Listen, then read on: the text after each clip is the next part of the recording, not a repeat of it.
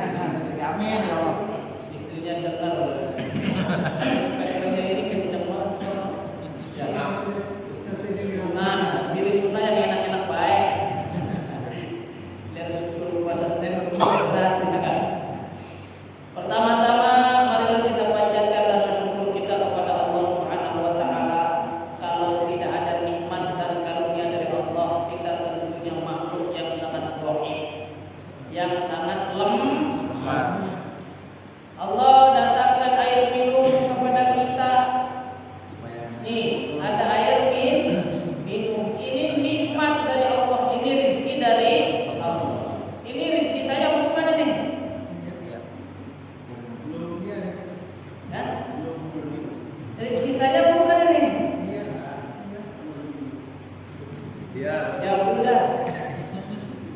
Rezeki saya bukan air sebotol 600 mili.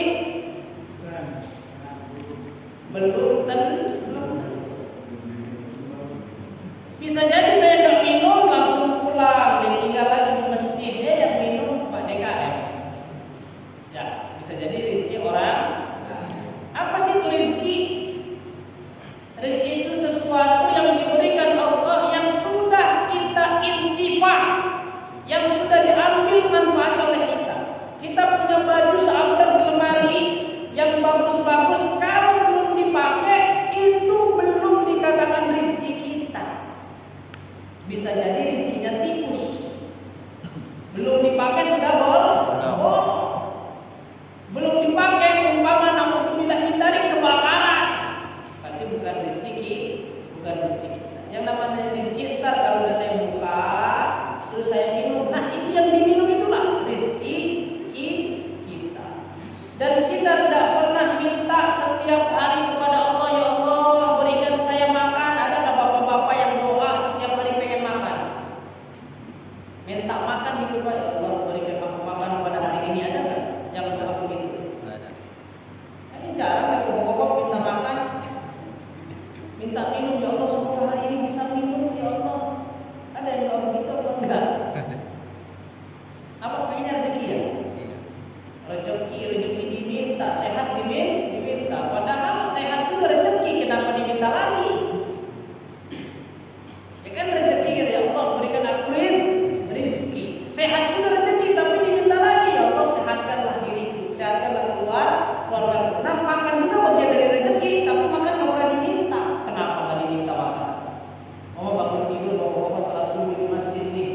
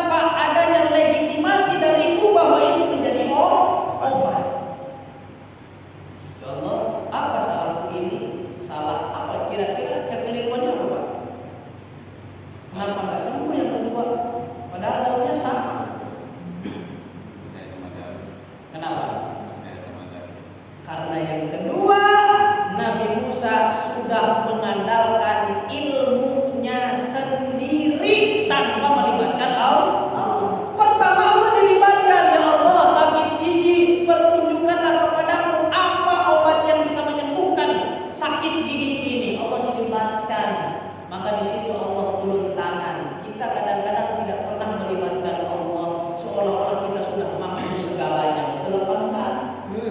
Kalau udah bisa manain Quran, udah bisa ngaji kitab sendiri, udah alim sendirian, udah melibatkan Allah. Tenang, urusan begitu mah ada yang ngadepin, wah salah. Tetap harus ada Allah.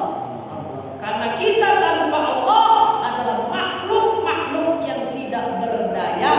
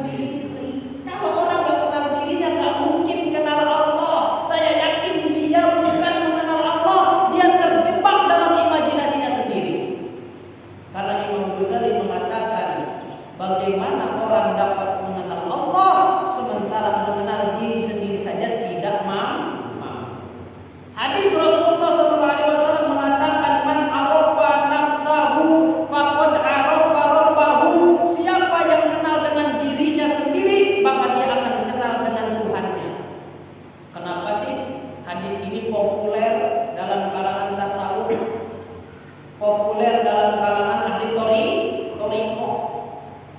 Dan kenapa hubungannya diri dengan Allah? Kenapa harus mengenal diri dulu baru kenal Allah? Apa hubungannya diri dengan Allah? Jelas kata Imam Ghazali di kalimatnya. Saya baca ayat Arabnya. Wa laisa syai'un aqraba ilaika min nafsik. Tidak ada sesuatu yang lebih dekat dari diri kita sendiri kecuali diri kita. Betul kan? Ngising di bawah. Apa ngising? Bahasa Indonesia. Aslinya asal katanya miss. Jadi kata kerja jadinya kasih ing, jadinya ngising. Ngising diri kita di bawah, tidur di bawah, jalan-jalan ke pasar di bawah, kerja di bawah, kemana-mana diri kita di bawah. Masa sesuatu yang kita bawa-bawa aja tidak kenal? Wa kaifa ta'rifu rabbak? Bagaimana kita bisa mengenal Tuhan sementara kita yang terus dibawa-bawa kemana-mana saja ternyata kita tidak kenal dengan diri kita sendiri. Waliyahillah, alhamdulillah. Makanya orang Indonesia kalau melihat orang yang jahat, orang yang sembrono, orang yang tidak punya akhlak, apa namanya? Dasar gak tahu diri. Kalau orang sudah disebut tidak tahu diri, itu otomatis tidak tahu Tuhannya. Karena orang yang mengenal diri akan otomatis mengenal Allah Subhanahu wa Ta'ala. Tapi malam hari ini tidak membahas itu dulu. Itu tingkatannya wali. Ya, waliul. Ini mah cuma selentingan aja bahwa kita ini belum kenal dengan diri kita sendiri. Buktinya Ramadan gagal terus, Pak. Ramadan itu paling kita baru penggalan ayat yang pertama. Ya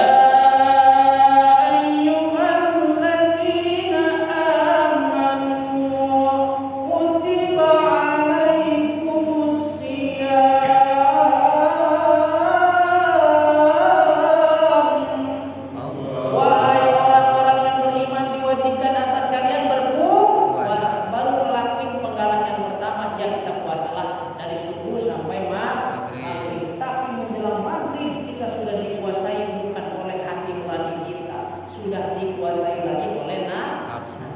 Begitu datang jam 4 sudah berpikir buka puasa pakai apa hari ini enaknya. Betul apa? Itu yang nanya kayak gitu diri kita, perut kita, apa keinginan kita? Hawa kita, apa nafsu kita? Hawa nafsu. Oh, kayaknya hari ini enaknya buka puasa pakai gorengan aja, sambal kacang. Akhirnya kita ambil kunci, kita starter motor, nyetir motor. Kita seolah-olah yang nyetir motor, padahal kita lagi disetir oleh sesuatu. Siapa yang nyetir kita? Hawa nafsu. Nafsu. Disetir mampir tuh di tukang gorengan, belilah gorengan banyak, dikasih sambal kacang, terus di otaknya lagi mikir, nafsu menghembuskan lagi keinginan. Kayaknya kalau cuma gorengan sama sambal kacang kurang asik. Bagaimana kalau kita beli es campur?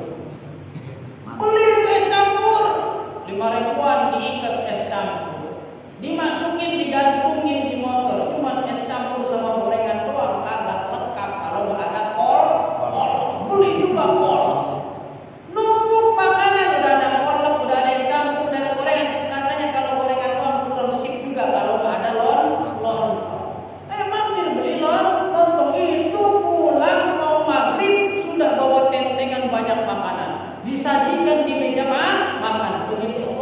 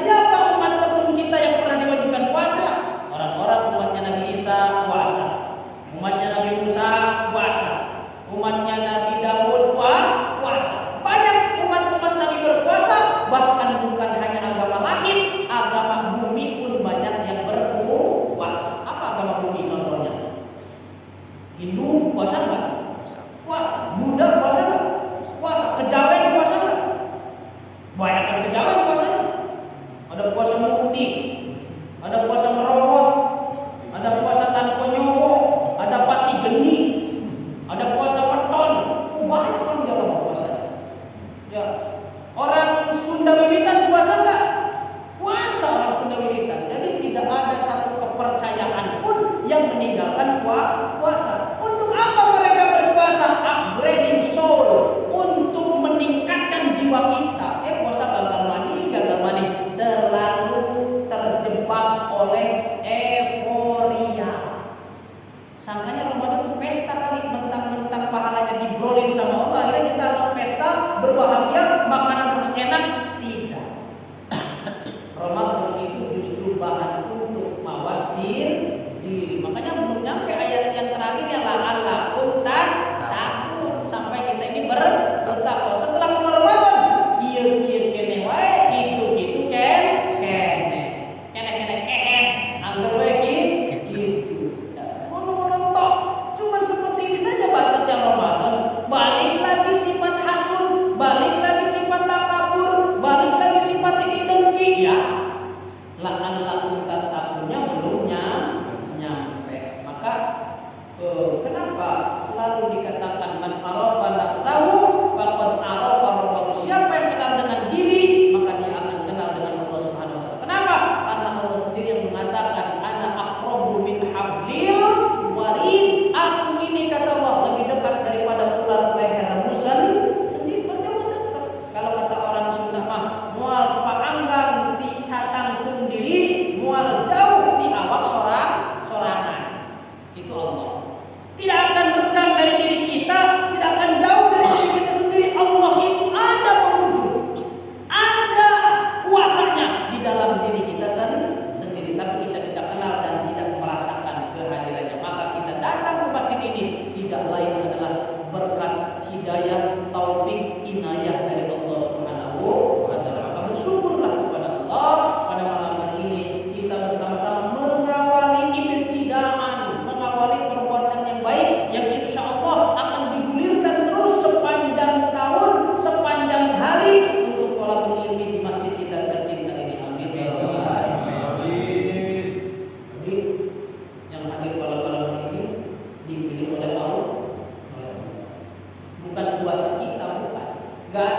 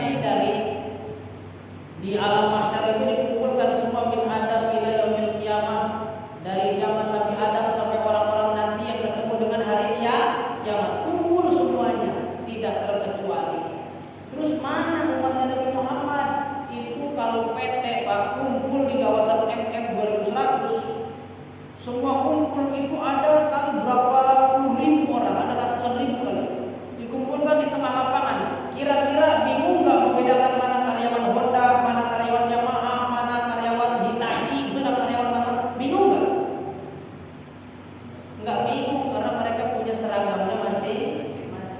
Yang Honda pakai baju putih-putih ada huruf H-nya warna merah. Yang Yamaha pakai seragam apa? Warna biru kalau nggak salah.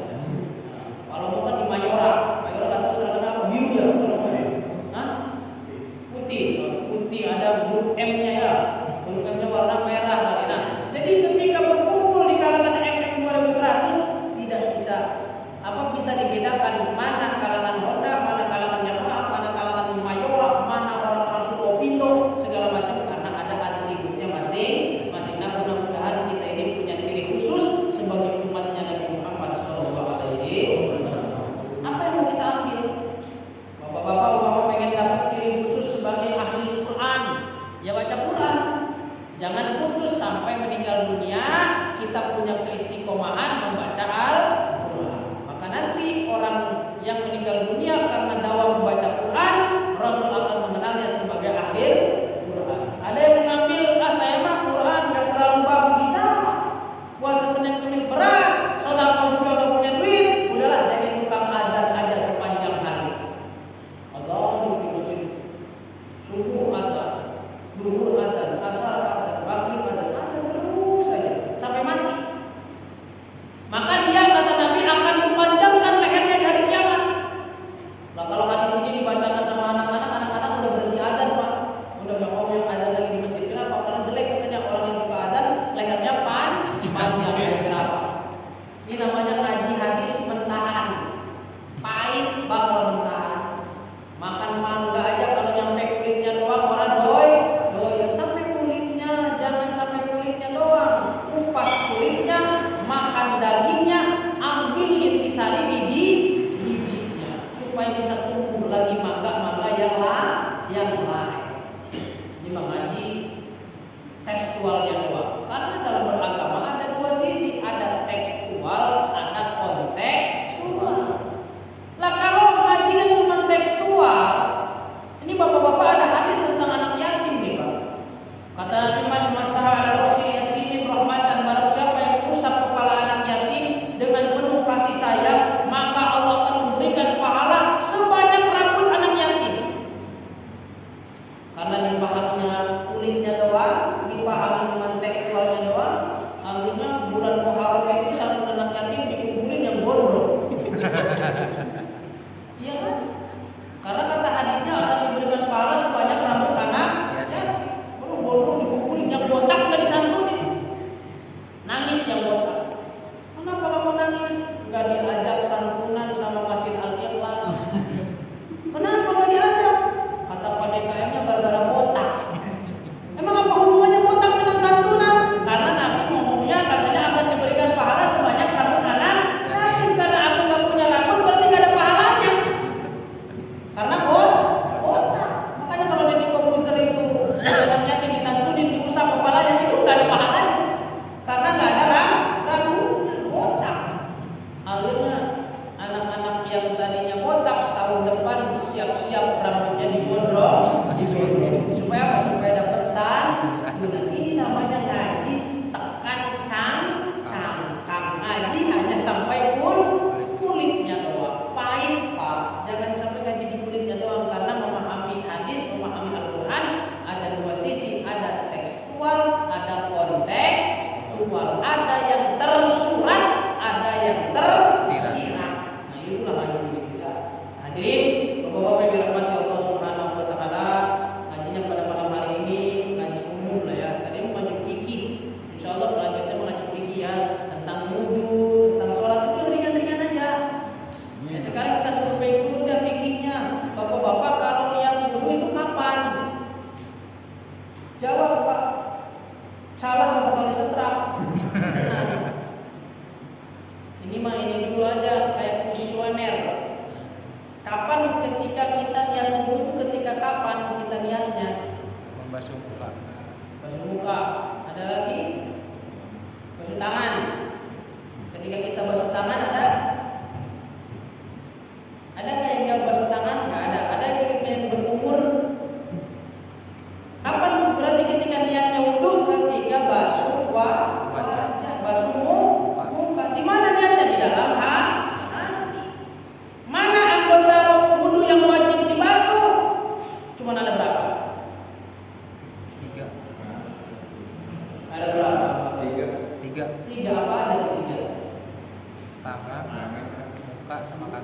muka, tangan, dan kaki. Iya, yang satunya lagi apa?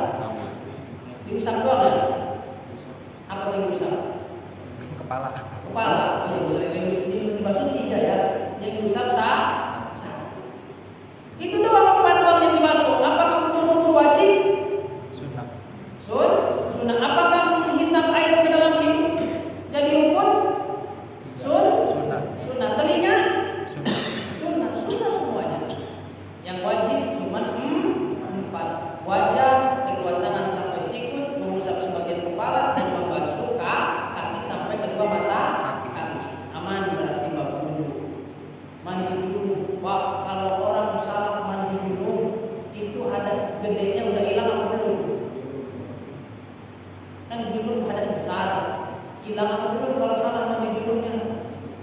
Belum hilang. Bapak ke masjid haram. Karena orang junub gak boleh diam di dalam masjid. Bapak sholat, emang kalau ada segede bisa sholat, yang boleh malah yuhramu diharamkan sholat. Ada ternyata sholat yang haram, yang ada sholatnya orang junub. Dan bapak baca apa? Pegang Qurannya jadi haram, semua jadi haram. Hanya gara-gara nggak bisa mandi wajib. Cuma gara-gara itu. Makanya nanti di akhirat banyak orang yang terjerumus ke dalam api neraka bukan karena tidak sholat, bukan karena tidak baca Quran, ternyata hanya gara-gara tidak bisa mandi junub. Ya Allah, ada tuh di kitab Al-Qur'an diceritakan. Ada orang yang masuk ke kalangan Nabi diusir. Sono pergi kamu bukan golongan saya. Masuk lagi ke Nabi yang lain. Sono pergi kamu bukan golongan saya. Terus saja diusir oleh nabi-nabi yang lain. Ditanya, kenapa saya diusir terus? Karena ternyata mandi junub kamu tidak benar secara fikih ketika kamu hidup di dunia. Masya Allah, cuma satu bab yang salah, Pak, fatal semuanya. Betul Pak? Dia naik haji, dia tawaf di Ka'bah, haram semua. Karena dia ingat Masjidil Haram dalam keadaan junub, maka wajib. Namanya ilmu fikih itu di dalam kitab Ta'limul Muta'allim, ilmu hal, ilmu yang wajib dipelajari oleh siapapun, tidak terkecuali namanya fardu ain. Jadi bapak-bapak wajib tahu semua. Enggak boleh mewakili ke ustaz. Ustaz aja lah yang paham tafsir, tafsir boleh ke ustaz. Ustaz aja lah yang paham nahwu shorof boleh diwakilkan ke ustaz. Aman semua sekampung. Kalau udah ada ustaz di daerahnya yang bisa bahasa Arab, bisa nahwu shorof, aman sekampung. Tapi kalau bapak-bapak masalah fikih harus bisa masing-masing. Karena fikih itu karena kayak ilmu berenang. Kalau banjir bapak berenangnya bisa diwakilin. Tadi wakilin aja renangnya ini ada yang selamat kan nggak bisa. Tetap harus renang masing-masing. Kalau nggak ada pelampung ya Pak. Nah itu ilmu fikih. Saya kasih dulu kisi-kisinya maka betapa pentingnya ilmu fikih dalam kehidupan sehari-hari. Seolah-olah kita paham semua sih, karena seolah-olah dulu itu udah paham, mandi juga udah paham, sholat udah paham. Padahal satu masjid pernah sholat batal semua. Jadi pas rakaat kedua imamnya bangun Pak, Allahu Akbar. Kira-kira reaksi makmum gimana? Rakaat kedua imamnya nggak tahiyat, langsung bangun. Reaksi makmum gimana? Subhanallah, gitu kan? Subhanallah kata makmumnya. Masih tetap berdiri tuh imam. Reaksinya gimana lagi makmum? Subhanallah, tambah banyak orangnya kan? Subhanallah, ini lagi imam masih berdiri, semasjid ngomong subhanallah. Subhanallah. Karena dipaksa oleh makmum suruh duduk lagi dengan adanya subhanallah yang serentak. Akhirnya imam yang udah berdiri duduk lagi takut di demo. Habis sholat. Turun lagi imam, Allahu Akbar, malah baca tahiyat. Batalat kullu sholatin. Jadi semua sholat orang satu masjid itu batal. Kok bisa batal? Iya, batal. Si imam tidak melaksanakan tahiyat yang kedua langsung berdiri, itu sudah melaksanakan satu rukun yang namanya al-qiyam, namanya berdiri. Sementara namanya tahiyat yang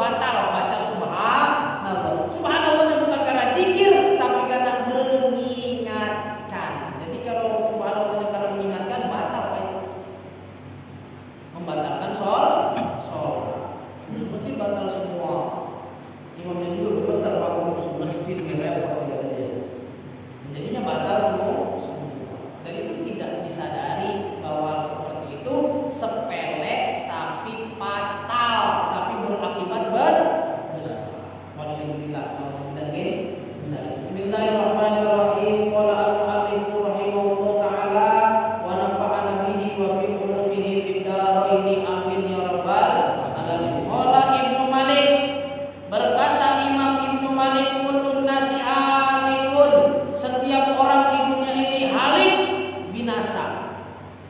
Rugi semua. Siapapun itu tanpa ada gelar apapun, tanpa ada predikat apapun, pokoknya semua manusia rugi.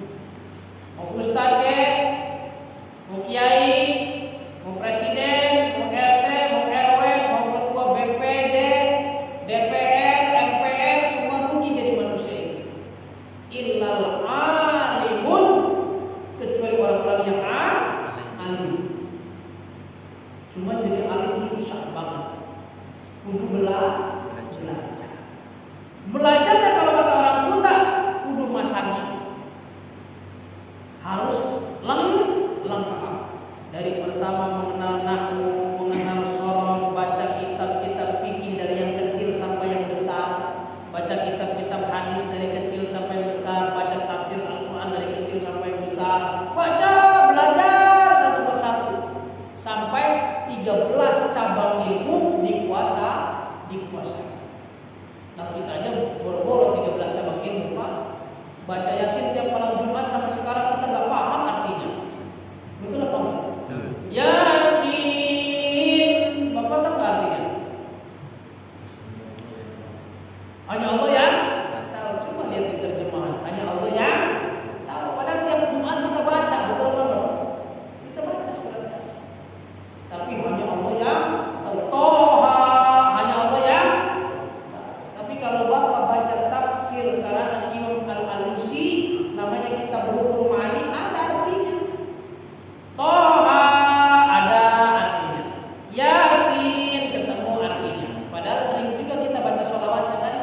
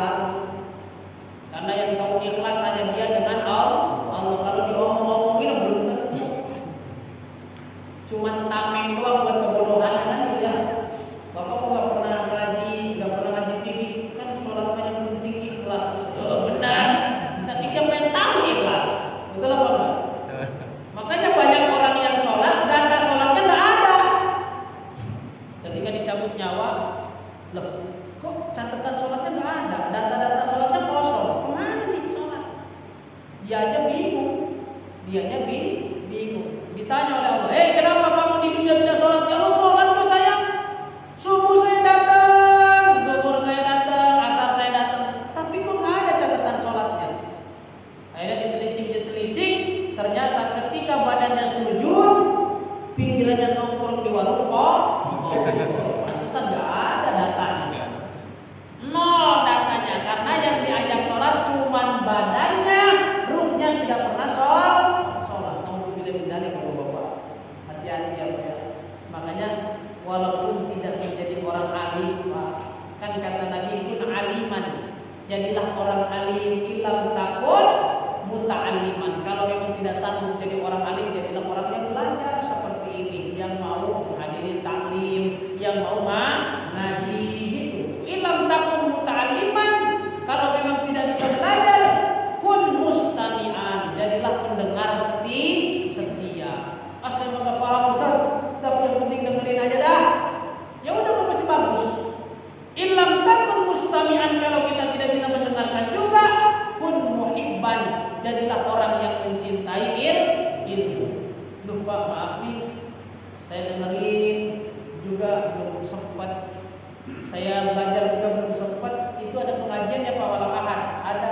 Udah, saya nyumbang buat snacknya aja Pak, sebagai tanda kecintaan saya kepada ilmu dan ahli ilmu. Saya mohon maaf, mungkin minggu depan saya bisa hadir.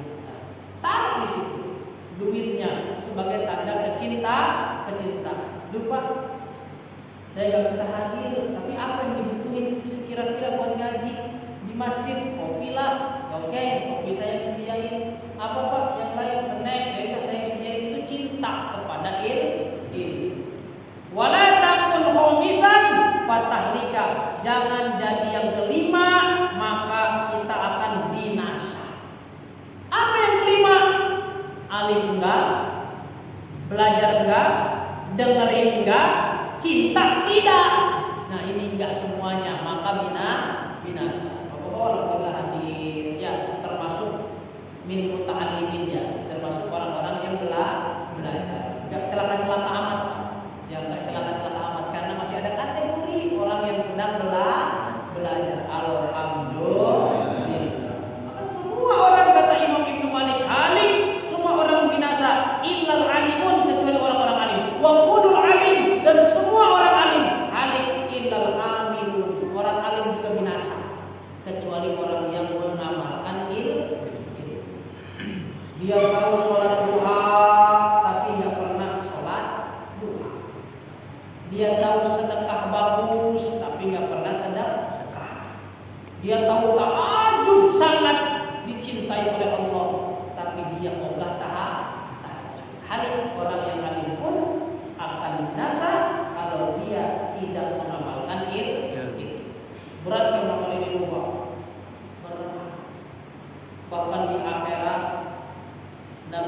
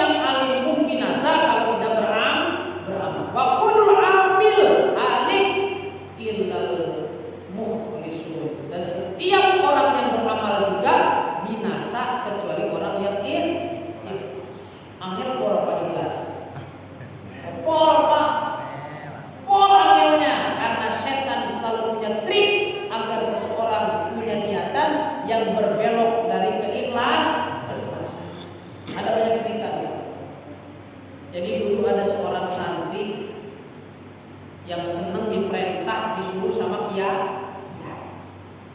Cung, Rene cung, nggih Mbah Yai, tolong beliin kacang di pasar 5 kilo buat nanti acara ngaji malam. Oh siap Kiai, pergi ke pasar. Niatnya lillahi ta'ala karena pengen hikmah sama guru. Berangkat dia ke pasar. Di antaranya lagi itu namanya kacang. Ini Pak Kiai kacangnya. Ya, suwun ya. Niki apa namanya? Kembalian bahasa Jawanya apa? Susu aneh. Ya, susu aneh. Ini kembaliannya Pak Yai udah buat kamu aja. Dah, dia bawa. Ikhlas dia membelikan kacang untuk acaranya Kiai. Besoknya lagi disuruh, "Cung, tuh puno kacang. Nih, 3 kilo aja ke pasar." Senang dia berangkat ke pasar. Niatnya udah lain yang kedua. Yang ketiga Kiai gak pernah nyuruh lagi, dia nanya malahan sampai nagih, "Pak Kiai gak pernah nyuruh saya lagi beli kacang?" Oh ya udah, beliin kacang. Semangat dia berangkat beli kacang. Pulang senyum bahagia.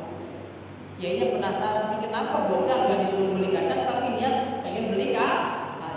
Akhirnya Kiainya cross check. Ke pasar beli kacang sendiri. Ternyata yang jual mbak-mbaknya cakep luar biasa. Kan dia udah melenceng. Jadi pengen ketemu mbak-mbak yang jual kacang. Kata Kiai, kalau kau begini mas saya yang beli sendiri. Itu setan. Itu lembut banget setan. Berangkat mau beli kacang buat Kiai, khidmah buat Kiai, tapi ternyata niatnya dengan sedikit saja dibelokkan oleh setan. Jadi niatnya bukan bantu Kiai, niatnya karena pengen ketemu wedo ayu. Ada dulu Pak. Ini sebagai cerita penutup ya. Jadi ikhlas itu perlu dilatih. Ikhlas itu perlu dilatih dulu. Umpama contoh di Darussalam ini ada pohon besar. Ada pohon besar yang di dalamnya ada jin, ada setannya. Tukang somai lewat diganggu, takut tukang somai. Tukang dagang malam-malam lewat, tukang sekoteng ting diganggu sama setan. Ada warga pulang malam kerjanya diganggu oleh setan. Akhirnya rapatlah Pak RT dengan Pak RW.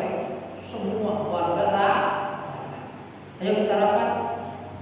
Wahai Bapak-bapak RT, ketua-ketua RT, bahwasanya di lingkungan kita sekarang ada yang meresahkan. Apa itu Pak RW? Itu ada pohon yang di tengah-tengah bundaran itu ternyata ada setannya.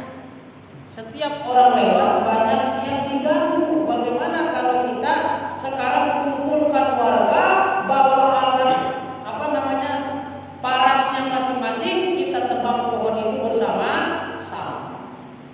Akhirnya ini setan tujuannya bukan warga sebenarnya, ada tujuan si setan ini untuk menggoyahkan iman seseorang.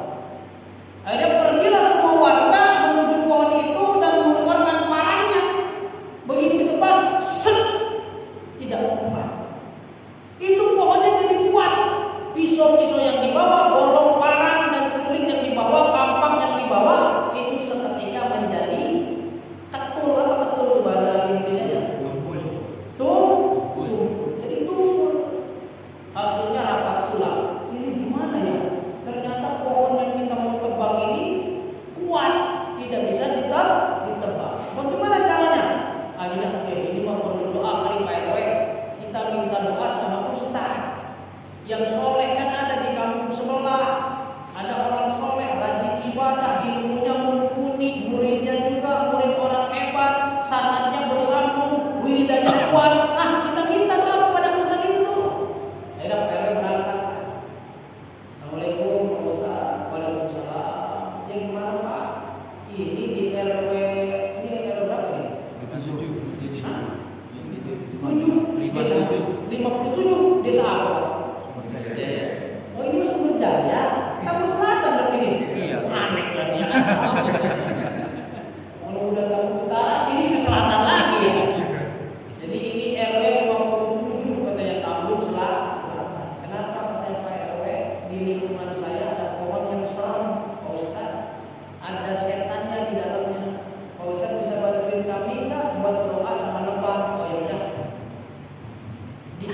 ustaznya itu ikhlas. Apa? Pengen nolong warga. Oke, saya tolong warga lillahi ta'ala. Ikhlas benar-benar murni. Gak ada embel-embel supaya nyokor, gak ada embel-embel terkenal supaya viral, gak ada. Udah berangkat terus. Akhirnya setelah nyampe di pohon itu bismillahirrahmanirrahim, doa segala macam, ditebas itu pohon, jreng. Keluar jinnya. Hei Ustaz, kalau kamu mau nebang pohon ini, hadapin dulu saya. Wah, akhirnya dihadapin oleh Ustaz dengan kajian dan pilihan. Bismillahirrahmanirrahim. Ayo, iya keluar semua. Allahumma salli ala Muhammad jabalin ra'aitahu khashi'an mutasaddian min khashyatillah wa tilkal amthal nadribuha lin-nasi la'allahum yatafakkarun. Sampai akhirlah surat Al-Hasyr, surat pengusiran. Kan suka ada di rakib yang pertama ya, Jalatul Atas halaman pertama. Itu namanya untuk meruqyah, Pak. Meruqyah ruangan, rumah, pabrik segala macam, pohon, batu segala macam. Ayatnya itu surat Al-Hasyr ya, ayat 4 ayat yang terakhir dibaca 7 kali. Di ruqyah kalah itu jin. Allah panas. Nah, setelah itu kata Ustaz, awas kamu jangan sekali-kali mengganggu warga kami lagi. Kalau kamu mengganggu akan saya tebang pohonnya. Kata si setannya, tolong Ustaz jangan tebang pohonnya, tapi saya tidak akan pernah mengganggu orang lagi. Saya akan menjadi ajudan Ustaz dan akan saya berikan bonus setiap kali Ustaz selesai sholat, akan saya berikan uang 1 juta di bawah sajadah.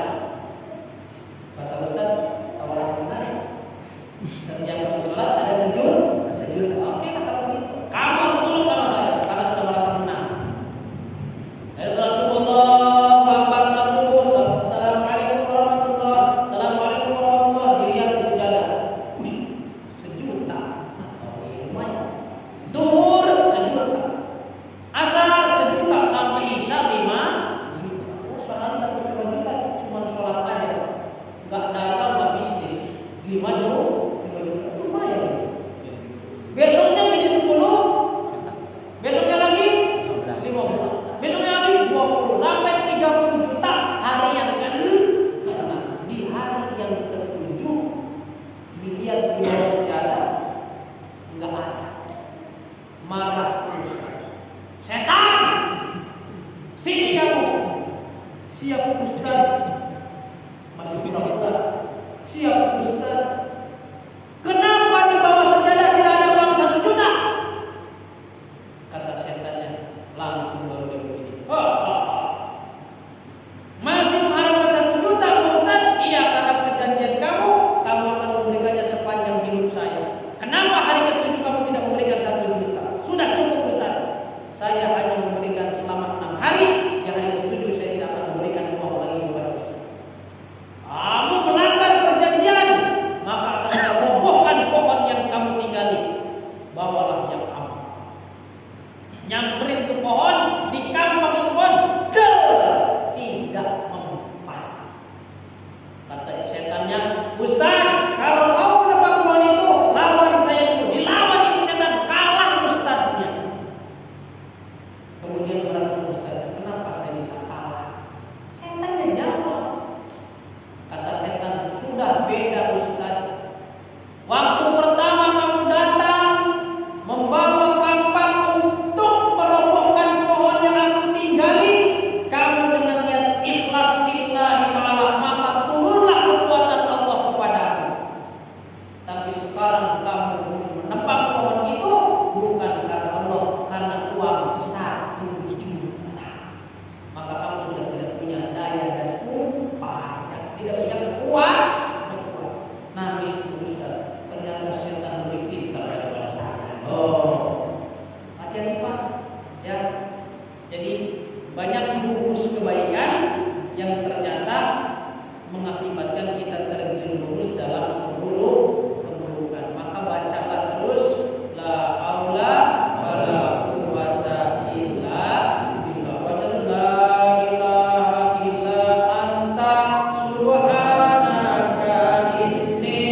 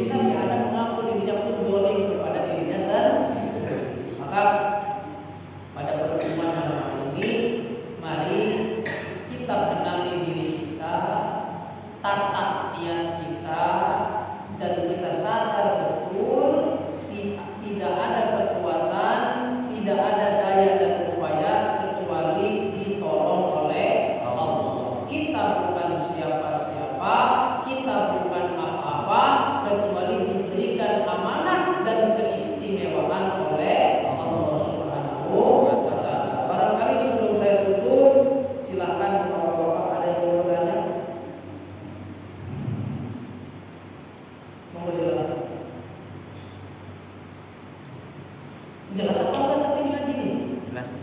Oh benar jelas. Apa arti tujuannya itu? Ikhlas. Mungkin sekarang ada orang. Bebaslah nanya apa dia terserah. Enggak saya batasin. Gila. Sebutkan nama ya. Anas. Anas. Pak Anas. Ya? Bab wudu. Oh iya.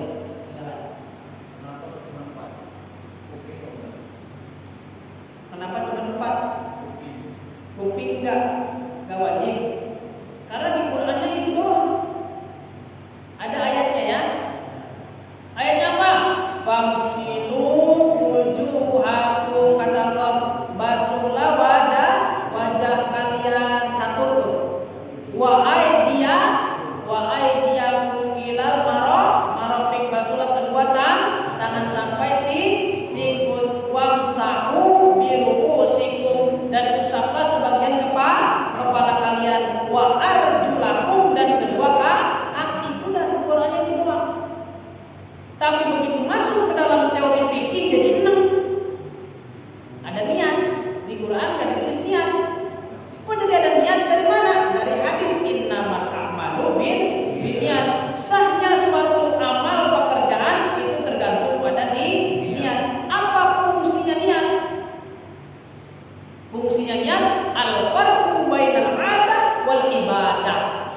Sekali lagi ya, fungsinya niat apa? Makanya setiap ibadah harus ada niatnya. Kenapa? Al-farqu bainal 'adah wal ibadah, untuk membedakan mana kegiatan sehari-hari sebagai kehidupan yang tidak bernilai ibadah dan sesuatu yang bernilai ibadah. Contoh kayak kita sholat. Kalau udah diniatin sholat, itu cuma gerakan kombinasi. Sujud itu hanya olahraga doang. Tapi kalau kita niatin sholat, maka nilainya jadi ibadah. Nah, akhirnya di dalam fikih masuklah rukun yang pertama adalah niat. Nah, jadi 5 tuh. Yang tadinya 4 jadi 5. Baru terakhirnya oleh ulama fikih disebutkan tartib. Apa tartib? Berurutan. Dari yang disebutkan oleh Allah pertama, kedua, ketiga, keempat, harus berurutan. Wajah dulu, baru tangan, baru kepala, baru kaki. Gak boleh dibalik. Kaki dulu, wajah, tangan, baru kepala. Kan sebalik. Karena di Qur'annya yang disebutkan wajah dulu. Akhirnya rukun wudu itu jadi 6 di dalam kitab fikih. Bagaimana dengan kubur-kubur? Sunnah. Bagaimana dengan menghirup airnya hidup istinsyaq? Sunnah. Bagaimana dengan basuh tangan? Sunnah. Bagaimana dengan basuh kuping? Juga sunnah. Jadi yang wajib cuma 6 di dalam fikih. Niat, basuh wajah, basuh kedua tangan sampai sikut, mengusap kepala, kemudian basuh kedua kaki sampai mata kaki, dan berurutan. Jadi beres. Kenapa ada 4? Karena ayatnya menyebutkan hanya 4. Maka di luar dari itu namanya sunnah. Paham ya? Pak Anas. Ada lagi mungkin barangkali yang lain. Oh ini boleh, tidak apa-apa. Daripada nggak ada. Cara basuh Kepala. Mengusap kepala. Mengusap kepala baru basuh wajah. Oh cara mengusap kepala. Usaplah sebagian rambut pun boleh. Ya, apa begini. Ini buat